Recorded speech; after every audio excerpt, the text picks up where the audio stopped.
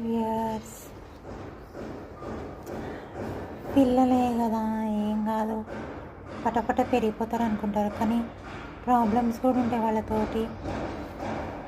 అంటే పిల్లలతో కాదు, పిల్లలు మంచిగా ఉంటే ఓకే, పిల్లలు ఏమన్నా తేడా చేస్తే మదర్ని అంటారు, అది బాధేస్తుంది.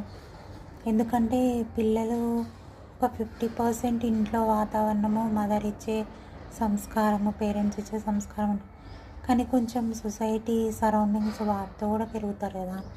అంటే నో చిల్డ్రన్ ఈజ్ పర్ఫెక్ట్. ఎవరి పిల్లలు పర్ఫెక్ట్ ఉండరు. ఏవో చిన్న చిన్న మిస్టేక్స్ చేస్తారు, మధ్య మధ్యలో ఎదిరిస్తారు. దానికి మనం కోప్పడకూడదు కదా, అర్థం చేసుకోవాలి. ఏది తప్పు రైటో అని చెప్పాలి. అంతేగాని వాళ్ళని ఎదిరించి వాళ్ళతో ఫ్రెండ్లీగా నడుచుకోవాలి.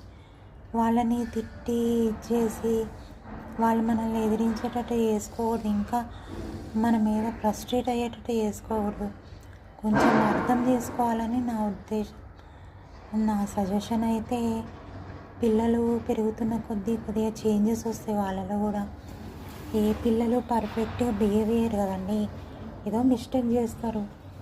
మనం కూడా కోపం లేదు అంటే వాళ్ళు అంటారు తప్పని చెప్పాలి, నెక్స్ట్ టైం చేయకూడదని చెప్పాలి. కానీ మనం వాళ్ళని అసహించుకొని దారుణంగా తిట్టడము, మాట్లాడకుండా ఉండడము ఇట్లాంటివి చేయకూడదు. అండ్ చదువు కూడా అంతే. చదువు వాళ్ళకి ఎంత తోస్తుందో అంతే చదువుతారు. ఎందుకంటే నేను ఏది వచ్చాక నాకు అర్థమవుతుంది. నేను అంత యావరేజ్ స్టూడెంట్ని, పర్ఫెక్ట్ ఏదో డిస్టింక్షన్ తెచ్చుకున్న దాన్ని ఏం కాదు. కానీ నేను కూడా బీఈడీ చేసా, ఎంఏ చేసా, ఒక మంచి పొజిషన్లోనే ఉన్నా. జాబ్ ఇప్పుడు తలుచుకుంటే వస్తుంది జాబ్, నాకు 20,000 శాలరీతోటి. కానీ నేను యావరేజ్ స్టూడెంట్ కదా. ఏదో చదువు తక్కువ ఉంది కదా అని మనం తక్కువ అంచనా వేయద్దు. ప్రతి పిల్లలోనే ఏదో ఒక టాలెంట్ ఉంటుంది, వాళ్ళు గొప్పవాళ్ళు అవుతారు.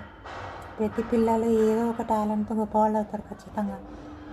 అంతేగాని వేస్ట్ అనుకోకూడదు. వాళ్ళు నువ్వు వేస్ట్, నువ్వు దేనికి పనికి రావు, ఇట్లాంటి మాటలు ఎప్పుడూ అనకూడదు పిల్లలు.